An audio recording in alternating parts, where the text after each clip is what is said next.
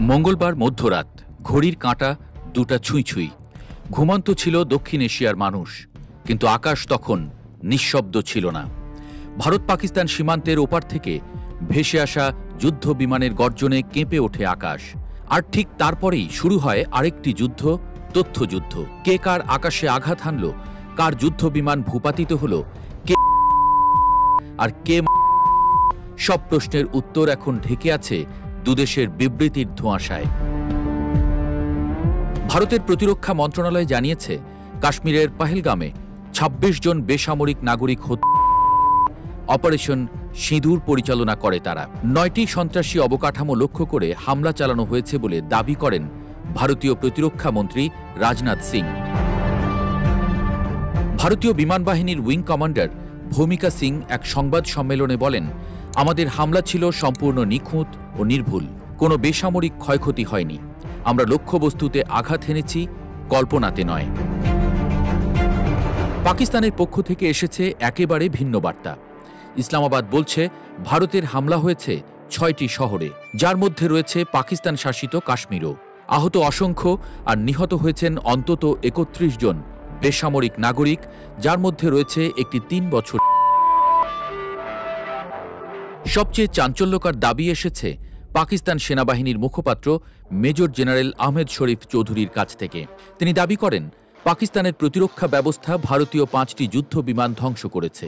এর মধ্যে রয়েছে ৩টি রাফাল, একটি সুখোই 30 আর একটি MiG-29। সবকিছু হয়েছে ভারতের ভেতরে, পাকিস্তান আকাশসীমা লঙ্ঘন করেনি। পাকিস্তান সরকারের অফিসিয়াল এক্স অ্যাকাউন্ট থেকে দাবি করা হয়েছে, ভারতীয় সেনারা নিয়ন্ত্রণ রেখার এক পোস্টে সাদা পতাকা উড়িয়েছে। এই আত্মসমর্পণের ইঙ্গিত দিয়ে পাকিস্তানি তথ্যমন্ত্রী আতাউল্লাহ তারার লিখেছেন, তদন্ত এড়িয়ে গিয়েছিল, এখন ময়দান ছেড়ে পালিয়েছে। তবে ভারত এখনও এই দাবির আনুষ্ঠানিক জবাব দেয়নি। বিশ্লেষকদের মতে, যুদ্ধ ঘোষণা না থাকলে সাদা পতাকার ব্যবহার কূটনৈতিকভাবে প্রশ্নবিদ্ধ।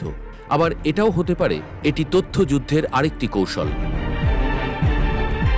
ভারত এখনও আনুষ্ঠানিকভাবে যুদ্ধ বিমান ধ্বংসের দাবি স্বীকার করেনি। কিছু ভারতীয় সূত্র বলছে, ৩টি যুদ্ধ বিমান কাশ্মীর অঞ্চলে ভূপাতিত হয়েছে, তবে তা কার সে তথ্য পরিষ্কার নয়। অন্যদিকে নয়াদিল্লির চীনে অবস্থিত দূতাবাস সংবাদ মাধ্যম গ্লোবাল টাইমসে প্রকাশিত রিপোর্টকে ভুয়া খবর বলে নাকচ করেছে।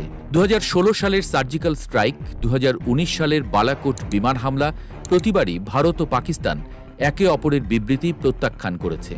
আর প্রতিবারই সত্য কোথায় তা থেকে গেছে গবেষক, সাংবাদিক ও সাধারণ নাগরিকদের কৌতূহলের কেন্দ্রবিন্দুতে।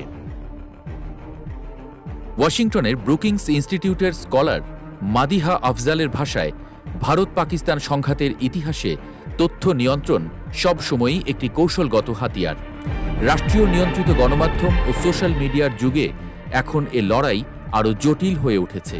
আকাশে যখন গর্জে ওঠে যুদ্ধবিমান, মাটিতে ছড়িয়ে পড়ে ভয়ের কুয়াশা। আর যখন রাষ্ট্র নিজের বক্তব্যকে একমাত্র সত্য বলে প্রচার করে, তখন হারিয়ে যায় যে কেউ, সে হোক শিশুর কান্না, সাধারণ মানুষের আতঙ্ক কিংবা সত্যের নির্যাস। এটাই কি সত্যি যুদ্ধের নতুন রূপ, নাকি কেবল পুরনো কৌশলের নতুন মোড়ক?